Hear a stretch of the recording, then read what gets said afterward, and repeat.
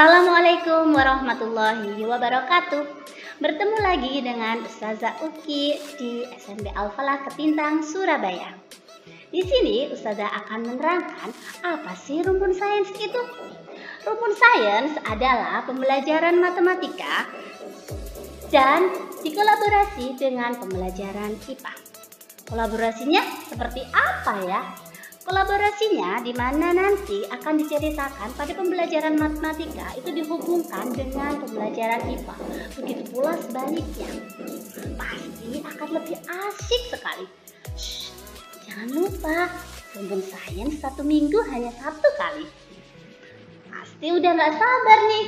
Tetapi sebelum itu kita harus menyepakati kontrak belajar kita. Setelah ini akan ada video kontrak belajar bersama rumpun sains. Simak rumpun sains di kontrak belajar video selanjutnya. Nah, kali ini kita akan membahas mengenai kontrak belajar di rumpun pembelajaran sains. Kontrak belajar ini dibuat untuk menjadikan pembelajaran di rumpun sains menjadi menyenangkan, disiplin, dan penuh dengan rasa tanggung jawab. Apa saja kontrak belajar kita? Kontrak belajar kita yang pertama yaitu perhitungan presensi dilakukan secara online sesuai dengan jadwal.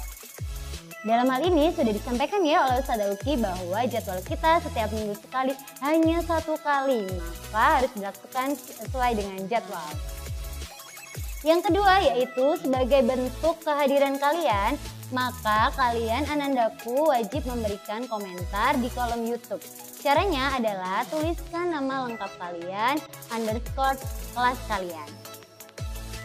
Yang ketiga yaitu toleransi penugasan adalah 24 jam.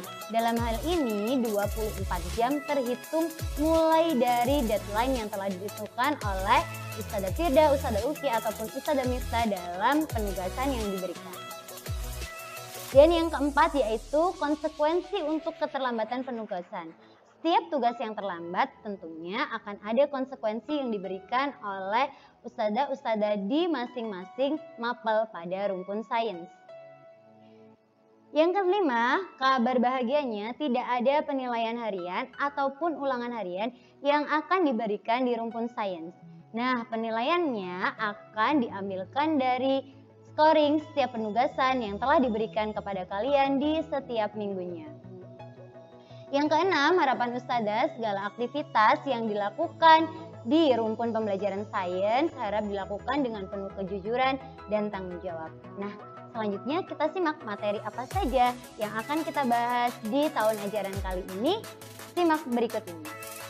Kali ini kita akan berpetualang di materi IPA kelas 9. Materi-materi apa saja yang akan kita pelajari di kelas 9 ini? Materi yang pertama yaitu mengenai sistem reproduksi pada manusia. Di sini kita akan belajar mengenai organ, kelainan maupun cara menjaga kesehatan sistem reproduksi. Materi yang kedua yaitu tentang sistem reproduksi hewan dan tumbuhan. Di sini kita akan belajar mengenai jenis-jenis dari sistem reproduksi hewan maupun tumbuhan. Materi yang ketiga yaitu mengenai pewarisan sifat. Kita akan belajar mengenai persilangan 2 organisme yang memiliki sifat berbeda. Dan materi keempat mengenai listrik statis. Materi ini kita akan belajar mengenai gejala-gejala alam yang memiliki sifat listrik statis. Materi selanjutnya kita akan belajar mengenai listrik dinamis. Di materi listrik dinamis kita akan belajar mengenai alat-alat kelistrikan yang kita gunakan dalam kehidupan sehari-hari. Dan materi yang keenam yaitu magnet dan induksi elektromagnetik. Kalau waktu SD sudah pernah belajar magnet, kali ini di SMP kita akan belajar tentang induksi elektromagnetik. Apa itu? Tunggu di kelas 9. Materi yang ketujuh yaitu atom, ion, dan juga molekul. Di sini kita akan belajar mengenai partikel-partikel terkecil di alam semesta kita. Dan materi yang terakhir yaitu mengenai bioteknologi. Apa itu bioteknologi? Di sini kita akan belajar bioteknologi secara konvensional maupun bioteknologi secara modern. Nah, itu dia tadi 8 materi kelas 9. Ustazah sudah gak sabar nih ingin berpetualang di materi kelas 9 bersama kalian. Tentunya Ustazah harap kita dapat berproses secara maksimal. sehingga kita dapat menerapkan ilmu ini dengan baik dan mendapat keridhaan dari Allah Subhanahu wa taala. Selamat berproses Anandaku. Halo, masih ingat dengan saya? Ya benar, saya Ustazah Firda, masih dengan pembelajaran matematika. Nah di sini nanti kalau kita ngomongin matematika saya jadi ingat AADC. Nah, salah. Maksud saya bukan AADC, tapi AADM. Apa sih AADM itu? AADM adalah ada apa dengan matematika. Ada apa dengan matematika di semester ini? Nah, di pembelajaran matematika di kelas 9 ini nanti kalian akan belajar 5 bab untuk semester ini. Nah, dari 5 bab ini sebetulnya ini di semester 1 dan semester 2. Tapi karena kalian sekarang adalah kelas 9, jadi seluruh pembelajaran kelas 9 akan disampaikan atau dituntaskan di semester 1 ini. Jadi harus strong ya teman-teman semuanya. Nah, di bab pertama ini kita akan bahas bilangan berpangkat. Nah, mungkin di kelas 1 kalian sudah belajar dengan Ustazah Azizah mengenai sekilas tentang bilangan berpangkat. Nah, di bilangan berpangkat ini akan banyak sekali latihan-latihan soal atau banyak juga pembelajaran bilangan berpangkat ini berhubungan dengan IPA. Sehingga agar kalian bisa maksimal di matematika dan IPA ketika kalian mengalami kesulitan, segera tanya ke Ustazah melalui WA atau komunikasi secara langsung. Selanjutnya di bab 2 adalah persamaan kuadrat. Di persamaan kuadrat ini pun kalian sebetulnya sudah belajar di kelas 7. Yang ada persamaan x kuadrat ditambah 2x terus ditambah 1. Nanti kalau dipecah pemfaktorannya kayak apa? Nah, itu yang disebut persamaan kuadrat. Nah, gampang sebetulnya ya anak-anak untuk pembelajaran kalian.